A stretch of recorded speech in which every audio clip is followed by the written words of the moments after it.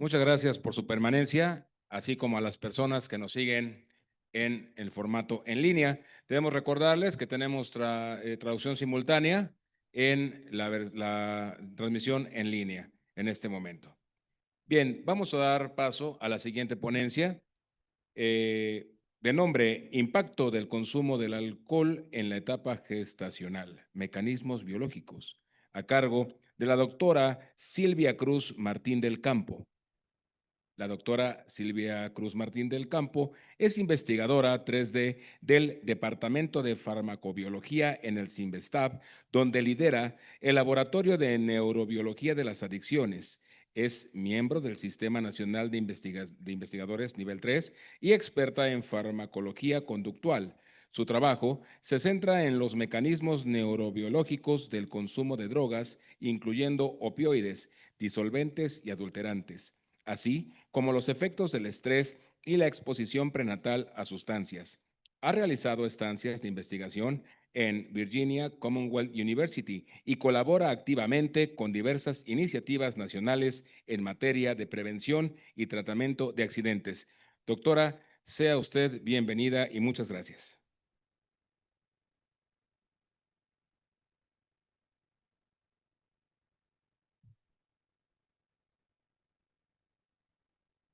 Buenos días, muchas gracias. Muchas gracias al equipo de FISAC, a Jérôme, a Jessica, a Esteban, a Aranza, por todo este esfuerzo y por invitarme. Voy a platicar ahora de este tema que cuando acepté, lo acepté con cierto grado de ingenuidad, diciendo sí. Y luego ya se pone uno a ver las cosas y dices, no lo voy a cubrir, no hay manera. O sea, esto es un tema para el Congreso completo y lo único que puedo hacer es dar una cierta introducción y algo que más o menos nos permita entender la magnitud. Es extraordinario la amplitud de lo que vamos a platicar.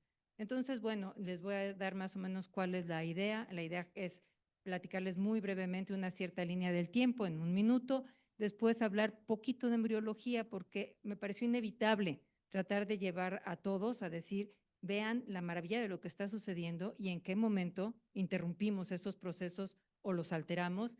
Luego decir que todo esto lo estudiamos más bien en modelos animales. Yo soy una persona que tiene un laboratorio, que tiene un trabajo básico, y además hablar del metabolismo del alcohol porque son en buena medida parte de lo que se produce durante el metabolismo del alcohol es lo que causa el daño. Y luego ya en particular pues hablaremos de estas diferentes partes que se derivan y luego terminaré diciendo todo lo que no les digo, que es muchísimo, pero que espero que algunos de mis colegas les mencionen. Entonces, bueno, brevemente, ustedes saben, y lo mencionaba también Jessica más temprano, sí se reconoce desde hace tiempo el problema o la asociación entre el consumo de alcohol y el que hubiera algunos desórdenes. Esto se reconoce desde la Biblia cuando le dicen a la madre de Sansón que su hijo que va a estar encinta y que se guarde de beber bebidas alcohólicas. También Aristóteles dice cosas como que las madres que son tontas y que tienen mala conducta solo pueden tener hijos y beben alcohol, solo pueden tener hijos tontos que tienen mala conducta y que beben alcohol. Entonces, este reconocimiento es de hace muchos años, a pesar de que a veces hay confusiones, pero se tiene la relación. Sin embargo, es realmente cuando se empieza a ver los problemas más tremendos cuando se destila el alcohol.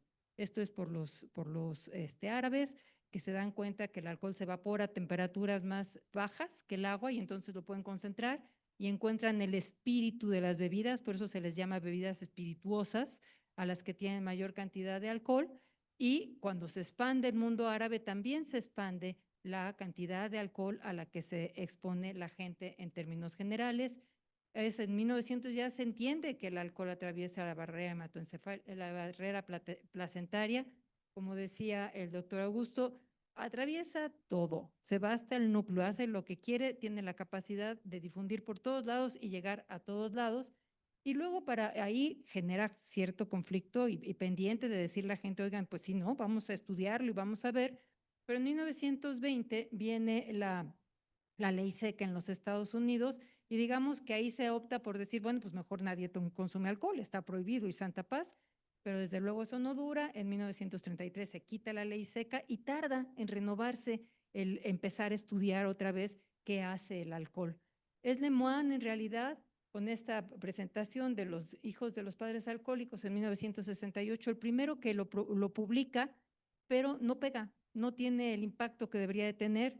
Y después, en otra parte, todavía no estábamos tan globalizados como para que lo que presenta uno luego lo sepa inmediatamente el de al lado.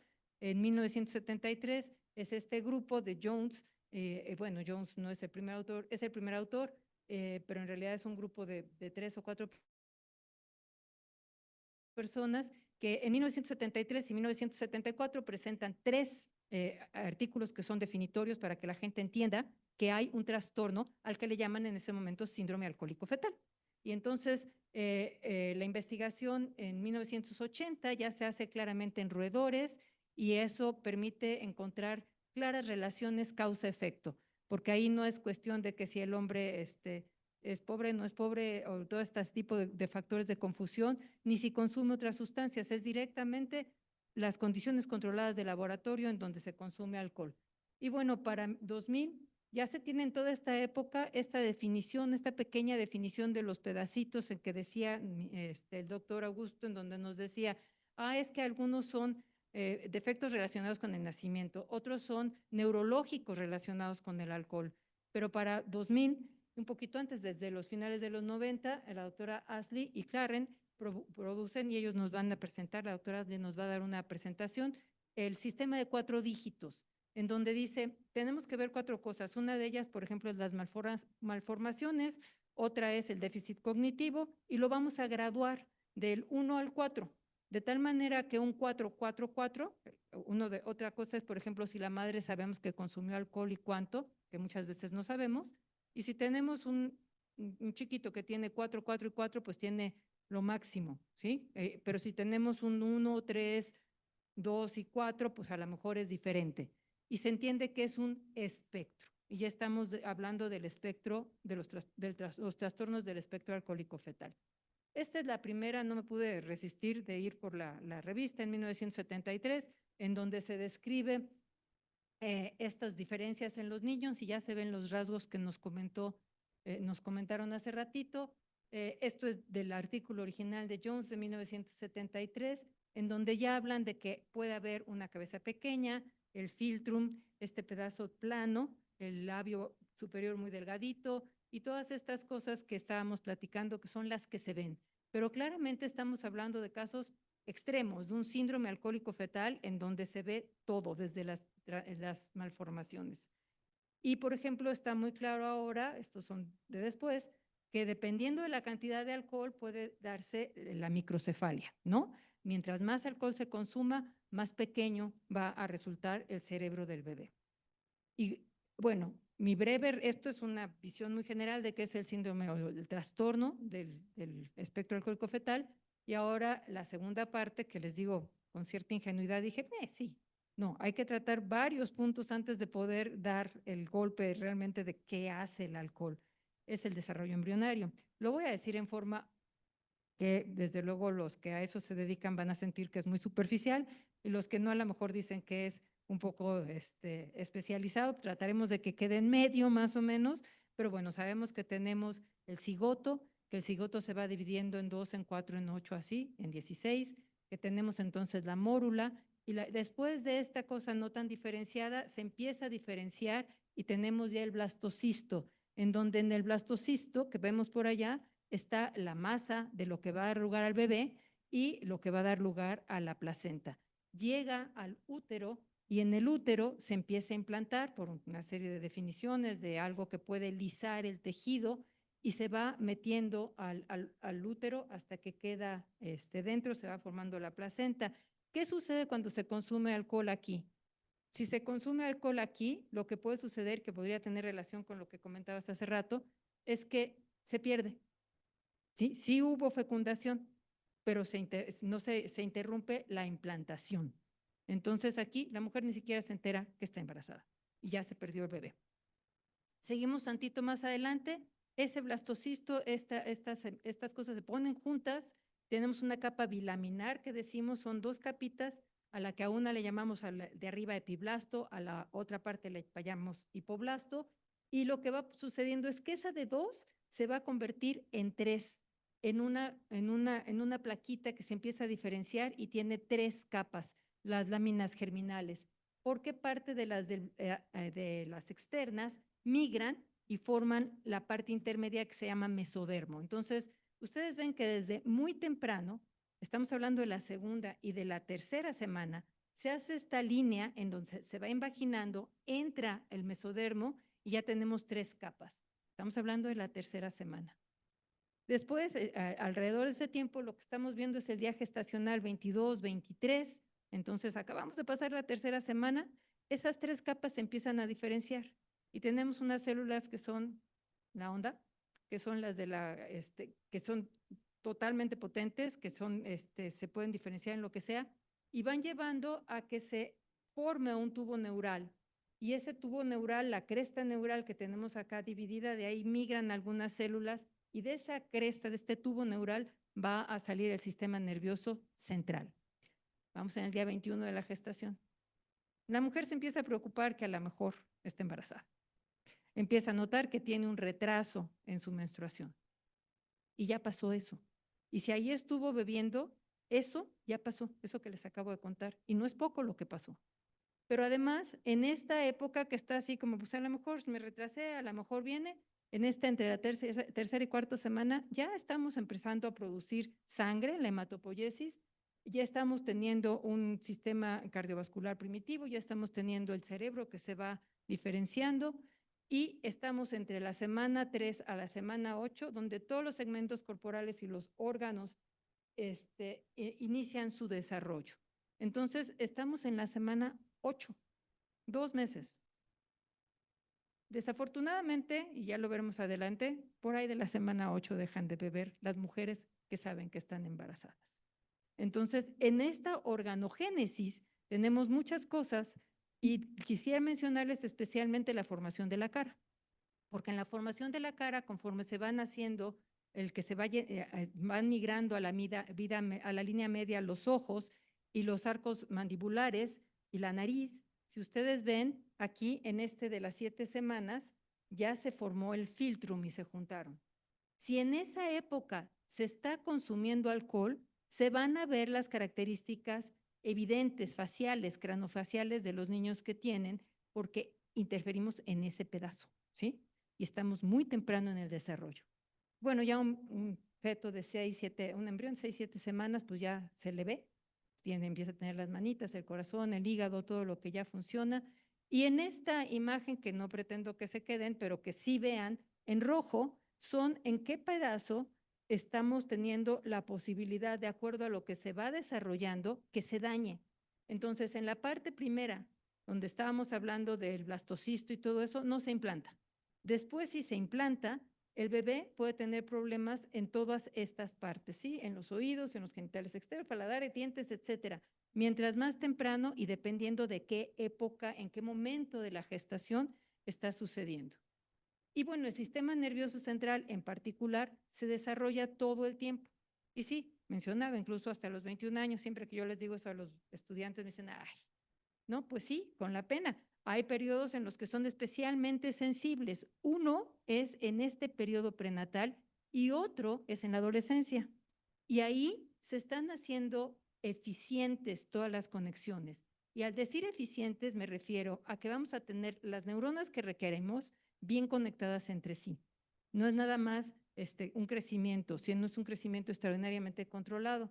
Cuando nosotros interferimos, quiero mostrarles esta que es un caso absolutamente excesivo, pero si ustedes ven la línea marcada con la flecha roja, ese es el cuerpo calloso y el cuerpo calloso está entre los 2 hemisferios y permite la comunicación entre los dos. Y vean en el lado que tenemos de aquí que ni siquiera hay una formación adecuada del cuerpo calloso y que además la relación en ese cerebro es anómala en términos de sustancia gris y sustancia blanca. Y todo esto tiene una explicación por el alcohol. Es lo que puede llegar a ser y bueno, imagínense el funcionamiento de un chiquito que puede estar afectado por esto.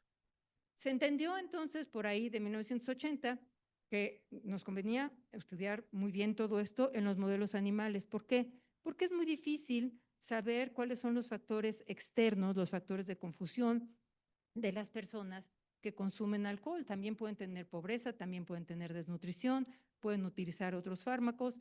Entonces, tener un modelo en donde tenemos la capacidad de hacer conexiones causa-efecto es muy útil. Y en esta presentación de 1980 nos dicen, miren, aquí tenemos un recién nacido, por supuesto, pues es un bebé que murió, donde no tenemos un desarrollo del sistema nervioso del cerebro, pero ni remotamente cercano a lo que debería de ser normal.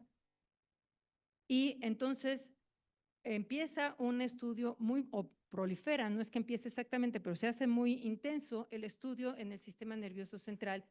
Y es que decimos, los roedores, pues son mamíferos, ¿no? Son, así como se ven de lejos, no están tan lejos. Y tienen un cerebro que tiene toda la parte de los cerebros que tenemos nosotros. Es un cerebro como acostadito, pero si ustedes ven, todas nuestras regiones están bien representadas. Y tiene además una ventaja muy grande trabajar con animales, y es que vamos a reducir todo el periodo de gestación, que es de 9 meses en la mamá humana, y luego en los roedores, esos son 21 días. Pero se tiene la correlación muy clara de que el primero y el segundo trimestre son los que suceden cuando el ratón o la rata, los roedores, están intrauterinos, ¿sí? Y la tercera parte del desarrollo es ya que nacieron. Entonces tenemos todavía la parte postnatal. Las mamás son mamás extraordinarias que cuidan súper bien a sus crías, y esas mamás las protegen muchísimo porque en esa época se están desarrollando todavía, a diferencia de en el humano, que es todavía intrauterino. Pero entonces tenemos 3 semanas de gestación y tenemos 2 semanas más que corresponden al tercer trimestre. Eso quiere decir que en 5 semanas podemos tener el estudio de cómo impacta. Y cómo impacta dependiendo de los modelos que nosotros utilicemos. Puede ser que nada más se le ponga una gestación parcial a partir de que estamos seguros de que el roedor está preñado, y entonces a partir de la segunda semana de gestación o toda la gestación se le puede poner a beber agua, se puede hacer de diferentes maneras, o se puede hacer incluso solo postnatal y gestacional y postnatal. ¿Eso qué permite diferenciar? ¿Qué efectos se van a dar en el primero, en el segundo y en el tercer trimestre? Y se ha encontrado una enorme correlación. Entonces, bueno, esta es una cosa de 1981, en donde nos dicen en qué momento se puede estar dando algo a los embriones y se ven características muy similares y a qué momento corresponde. Es una revista pues sumamente importante, Science, en donde se le da, digamos, el visto bueno a la investigación en modelos animales. Y vean ustedes en esta misma publicación de 81 cómo nos están mostrando pues, los rasgos característicos de un síndrome alcohólico fetal o de un trastorno muy avanzado de alcohólico fetal, y cómo se representan también y se pueden ver la microcefalia, los ojos pequeños, los problemas en la unión de los huesos mandibulares en un roedor que es el que tenemos que tiene las señales versus a un feto de la misma, o un embrión en este caso, son muy pequeños, de la misma etapa que no estuvo expuesto al alcohol. Entonces, ya que me creen que sí, vean algunas de las cosas que se reproducen.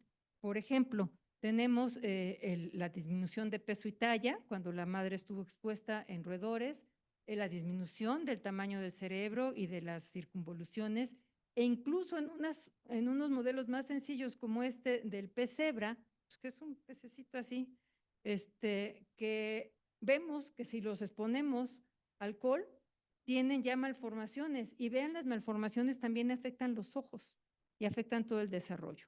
Entonces es claro que estamos interviniendo en procesos fundamentales del desarrollo al principio que impactan de forma muy importante toda la vida.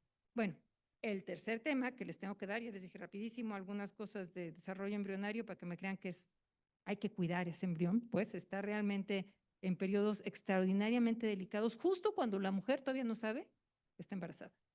Y nos vamos a seguir más adelante. Bueno, entonces pasa, no voy a hablar de todo lo que hace el alcohol en la placenta, hace muchas cosas, es todo otro tema, Pero el alcohol pasa y pasa a gusto al bebé. Y el bebé lo elimina lentamente, además, por muchas razones. Bueno, el bebé todavía depende de la edad, si su hígado ya jala o todavía no jala bien. Y vamos a hablar ahorita entonces del metabolismo del alcohol en la mamá, que la mamá es la que realmente está metabolizándolo. Y entonces, pues el metabolismo del alcohol básicamente así en una enorme cantidad se da en el alcohol, en el hígado, en una proporción altísima. Realmente la proporción, por ejemplo, que podemos exhalar en el aire es bajísima y sin embargo podemos utilizar el alcoholímetro, ¿verdad? Pero el desarrollo del metabolismo, un metabolismo que le llamamos oxidativo, es 94-98% en el alcohol. Hay otro metabolismo que le llamamos no oxidativo y en ese metabolismo, a pesar de que su participación en el todo es pequeño, de ahí salen varios marcadores que seguramente hablaremos más tarde, que permiten saber que hubo exposición al alcohol. Pero voy a hablar ahorita del metabolismo oxidativo y pues así como con miedo de que estén los meros expertos de Fundepa, pero se trata de dar una visión general, ¿sí? Entonces, veamos qué pasa con esto. Son dos pasos específicos del oxidativo. Oxidarse quiere decir perder electrones. Entonces, oxidarse no es bueno, todo el mundo lo tiene claro. En el sentido de que te venden cremas antioxidantes y cuánta cosa antioxidante. Bueno, vamos a ver que este es un metabolismo oxidativo y son dos pasos, no se dejen intimidar por flechas ni cosas por el estilo. Son dos pasos. El alcohol se convierte en acetaldehído, este es el primer paso, y puede pasar por tres enzimas diferentes que ayudan. La mera buena al principio, en una gente que no es alcohólica, se llama deshidrogenasa de los alcoholes o alcohol deshidrogenasa. ¿Por qué digo que es la mera buena? Porque tiene muchísima afinidad por el alcohol. Va a ser la primera que empieza a metabolizar, pero tiene un pero grande. Y el pero grande es que se satura. Entonces, si hay mucho alcohol, no puede sacar más.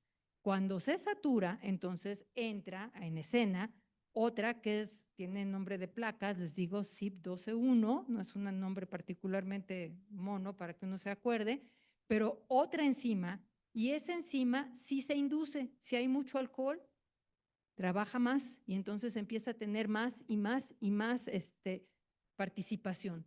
Y hay otra que no vamos a hacerle ningún caso ahorita que se llama la catalasa. Entonces, particularmente si la gente no tiene un problema de consumo excesivo de alcohol, se va a ir por acetaldehído.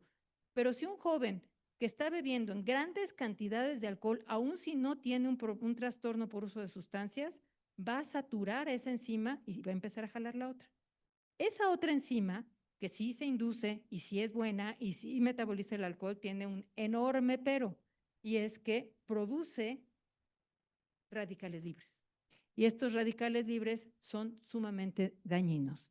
Entonces, tenemos el primer paso de alcohol en acetaldehído y ahora vamos al segundo paso, que es acetaldehído a ácido acético. Y bueno, de ahí luego pasan cosas y se puede convertir en ATP y en agua y en oxígeno y cosas por el estilo. Pero me interesa el acetaldehído que se convierte en acetato porque el acetaldehído es sumamente tóxico. Entonces se debe convertir en acetato lo más rápido que pueda, ¿sí? Y esto sucede dentro de la mitocondria. Y ahí también entran enzimas o coenzimas, pues cofactores, que también producen radicales libres. Entonces, si estamos llenando la sangre de la madre de estas cosas por todos lados, le vayan a llegar al bebé. Y cuando nos pasamos de niveles, ahorita vamos a eso, voy a platicarles ahora sí el tema que me pusieron en los últimos 10 minutos, pero para llegar a los mecanismos, pues tengo que explicar qué funciona y qué deja de funcionar, ¿eh? ¿Qué es lo que se altera? Y ahora sí, espero que tengamos ese nivel de conversación. ¿Qué es lo que se altera? Muchísimas cosas, pero se altera el ciclo celular, el metabolismo tiene efectos muy tóxicos porque el acetaldehído es extraordinariamente tóxico y eso afecta además al ácido retinoico. Y bueno, me voy a ir uno por uno, mejor no se los enseño así, sino se los platico. Y el ciclo celular, pues están reproduciéndose las células. Cuando son células que son multipotentes, son células de las primeras que van a dar lugar a todos, Que alteremos el ciclo celular tiene varias consecuencias muy importantes. Y bueno, tiene diferentes fases, una que es en donde la primera parte, luego la de síntesis, donde se está produciendo el DNA, después ya saben, hay otra fase en donde hablamos de la mitosis y las células se separan en dos. Las primeras dos fases se alteran por el alcohol y eso está clarísimo. En particular, dura menos la fase de síntesis, se produce menos DNA y tarda más esto. En células que son totipotentes, esto puede tener efecto a todos los niveles. Luego, la siguiente es que yo les decía que el acetaldehído es sumamente tóxico. Y cuando digo sumamente tóxico, es que está produciendo especies reactivas de oxígeno. ¿Qué quiere decir eso? Algo que tiene electrones que deberían de estar en par y no están en par. Y eso los hace ir a robarse electrones de todas partes. Y cuando eso sucede, el acetaldehído en particular, si se queda, se pega al DNA o se pega a proteínas, se llaman aductos, y altera la función de muchas proteínas y del DNA, lo cual es una lata horrible. Y cuando hablo de que se afecte el ácido retinoico, ustedes me van a decir, ¿y eso qué? Bueno, el nivel de ácido retinoico es esencial para una buena formación del feto, absolutamente esencial. Y pues no debería meterse el alcohol en eso, diría uno, pero resulta que el retinol es la vitamina A, sí, y la vitamina A se va a convertir en retinaldehído, o sea, otra vez un aldehído que son tóxicos, y luego aquí en el ácido retinoico. ¿Qué sucede con el alcohol? Cuando se está consumiendo mucho alcohol, se está produciendo acetaldehído y resulta que el acetaldehído funciona de maravilla con la enzima del embrión y entonces se va a que lo metabolice la otra enzima, la retinaldehído deshidrogenasa, ¿me explico? Compite por el metabolismo de la vitamina A. Y al competir por el metabolismo de la vitamina A, tengo menos ácido retinoico. Si tengo menos ácido retinoico, el desarrollo fetal es insuficiente y puede haber una serie de malformaciones. Y bueno, tiene que ver el ácido retinoico en sus concentraciones óptimas con todo eso que ustedes ven, y esa es una de las teorías más recientes de qué pasa, o entre otras cosas, qué pasa en el síndrome alcohólico fetal. Entonces, el bebé, como estamos haciendo tanto alcohol y tanto acetaldehído, el acetaldehído compite con el retinaldehído y tenemos menor cantidad de ácido retinoico, mayor cantidad de ácido acético. El ácido retinoico, nada más les cuento que entra al núcleo, se pega a dos receptores porque es un receptor en par y modifica la expresión de genes. Entonces ya llegamos a la expresión genética de muchas cosas, ¿sí? ¿Qué son las especies reactivas de oxígeno? Las especies reactivas de oxígeno son algo que tiene electrones que deberían de estar en par y no están en par. Entonces vean ustedes, por ejemplo, allá en el azul, ¿sí? Tienen ustedes que ese azul le falta un electrón. Entonces, ¿qué va a hacer? Se lo roba el de al lado. Cuando hace eso, ¿qué sucede? Pues el de al lado se convierte en una especie reactiva y es una reacción en cadena, ¿sí? Tiene que haber moléculas que se llaman antioxidantes que tienen una gran cantidad de electrones para compartir y que le dan al otro su electrón para que esté en paz, para que no esté atacando por todos lados, y ese balance existe en general, pero el alcohol lo rompe. Producimos tantas especies reactivas con el alcohol que entonces ya no alcanza nuestros antioxidantes naturales, porque todo el tiempo estamos produciendo, pero una cantidad que es suficiente para ser contrarrestada por nuestros antioxidantes naturales. Si esto no sucede, ganan los radicales libres, entonces, como esto está sucediendo en la mitocondria se daña. Si la mitocondria se daña, no puede producir suficiente ATP.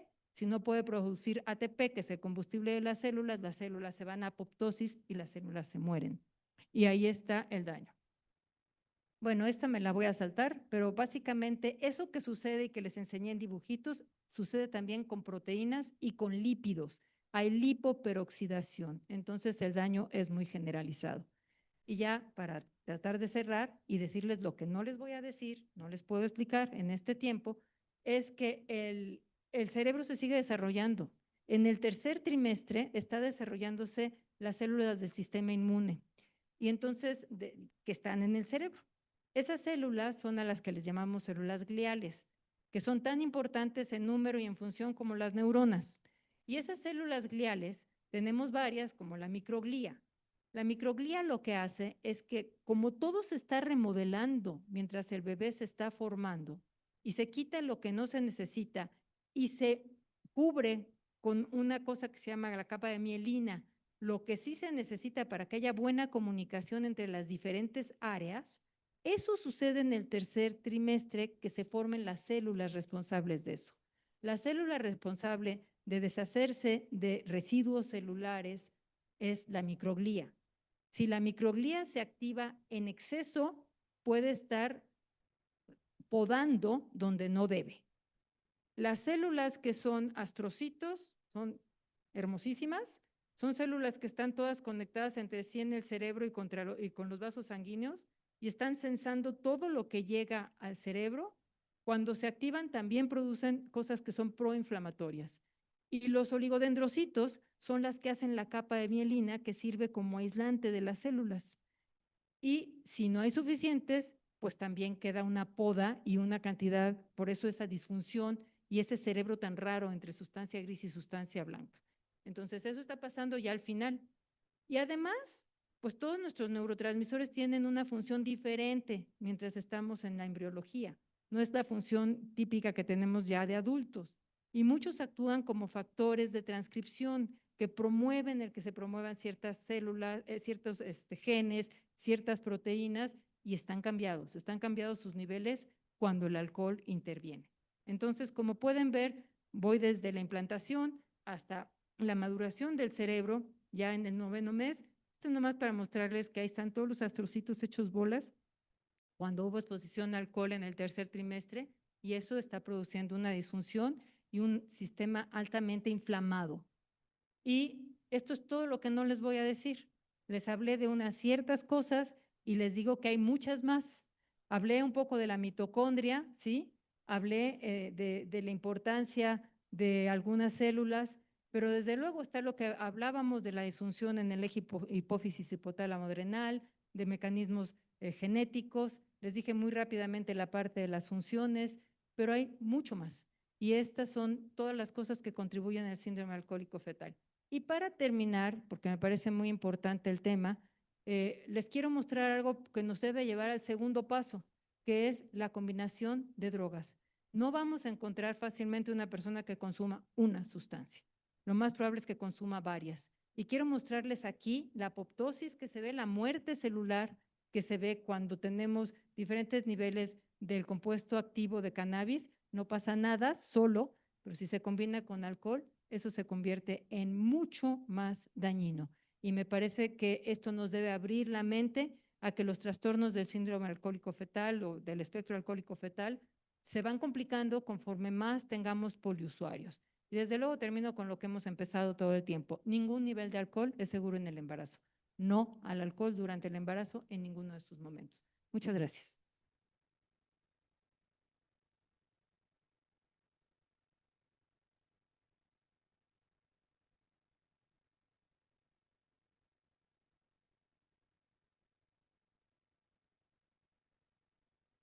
El espacio para preguntas y respuestas. Tenemos unos minutitos nada más para preguntas y respuestas hacia la ponencia de la doctora Cruz Martín del Campo.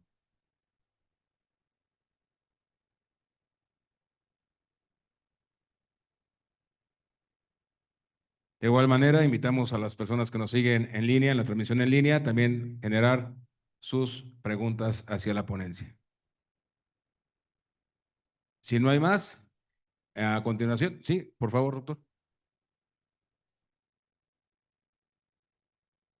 Gracias.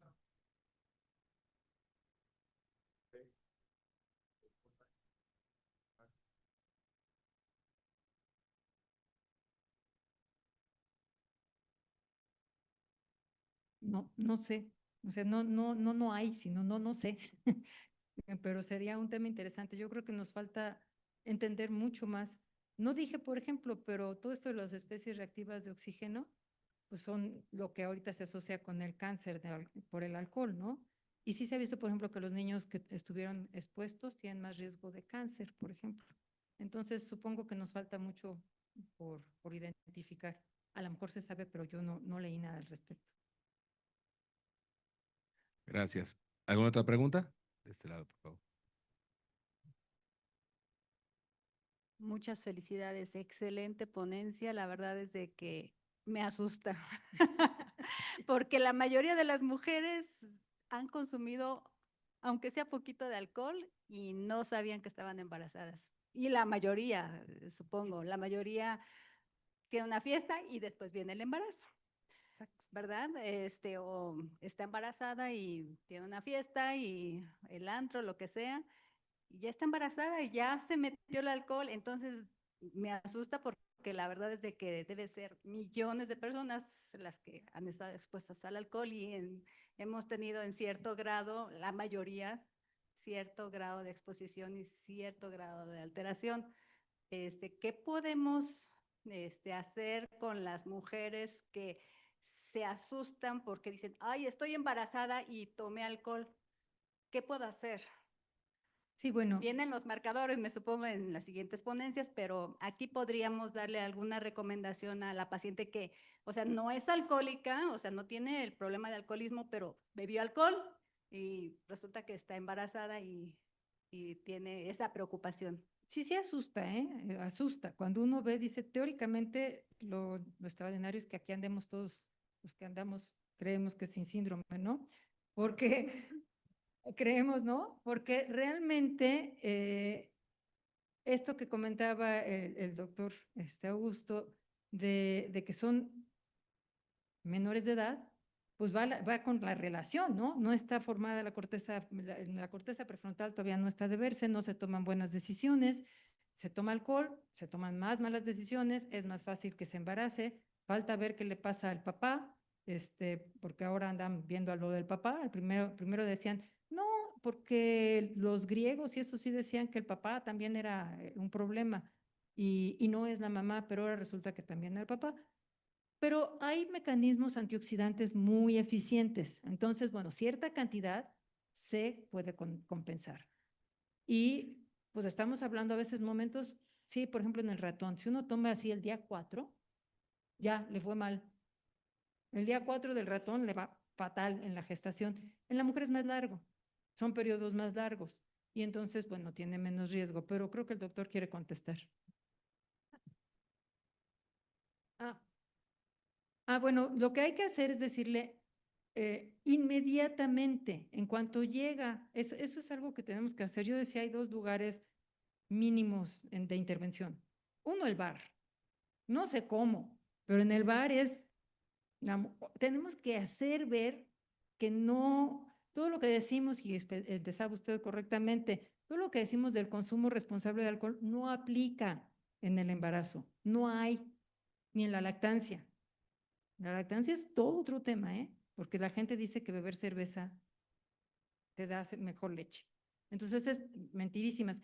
Es todo un problema cultural que tenemos que ir interviniendo para decir, si tienes riesgo de estar embarazada, no bebas. No sé bien cómo llegar a esos niveles, desde luego. Y el otro, pues es el primer momento en donde la mujer, yo diría que casi que en todas las barritas donde se hace la prueba de orina en su casa, para ver si está embarazada, ahí diga, si te sale positivo, no tomes alcohol. Estás en un momento de especial riesgo para tu bebé. Y todo lo demás que se nos ocurre, pero en el momento en que lo detienen, bueno, pues estamos protegiendo al bebé. Doctora, yo en esta cosa que hicimos este estudio que hicimos en Monterrey, la segunda exposición era a la nicotina, al tabaco, ¿sí? Y me llama, bueno, más que todo es una reflexión, ¿no? Porque estos dos, el alcohol y el tabaco, están afectando desde el origen los centros donde vamos a regular las emociones, particularmente, y el control de las adicciones, Claro. ¿sí? Desde la propia gestación. Y hacer esta reflexión también de que uno de los resultantes de estos es gente que además va a ser adicta. Cuando estos niños crezcan van a ser adictos, y también la relación que hay con todo el problema de violencia que realmente es muy importante, ¿no? Estas alteraciones en las conductas de estas personas sí nos llevan a una sociedad con incremento de violencia o con ese problema de que no me importe si yo tengo que hacer un mal, porque moralmente no, ni siquiera lo concibo, ¿no? Sí, o sea, si uno ve los cerebros y los niveles de dopamina simplemente, los Exacto. niveles de neurotransmisores, pues van a afectar los niveles del desarrollo del área de la recompensa y todo De la- eso va a afectar Sí. en forma muy importante. Yo quiero ser de alguna manera un poco más optimista en el sentido de decir que no hay un destino ya marcado. Yo creo que la atención que van a dar me parece maravilloso en centros de integración juvenil a niños con el trastorno y a las madres, debe de ser algo en donde digamos, tú como un niño que pudo haber estado expuesto a esto, que probablemente tienes factores genéticos y que probablemente tienes mayor propensión, tú tienes que tener mucho más cuidado porque tienes mucho más riesgo. O sea, una educación a la persona que puede tener mayor riesgo de desarrollar una conducta. Y eso es responsabilidad ya de todos. Gracias. Muchas gracias. Si no hay otra pregunta, agradecemos a la doctora Silvia Cruz Martín del Campo por su ponencia. Y en este momento, la licenciada Aranza Perea y Esteban Ola hacen constar la presencia de la doctora con su participación. Recordamos que el nuevo libro de la doctora Silvia Cruz, El viaje del alcohol por el cuerpo humano, viene incluido en el kit de bienvenida que se les ha entregado. Asimismo, estará disponible con código QR para que pueda ser descargado a lo largo de este congreso. Bien.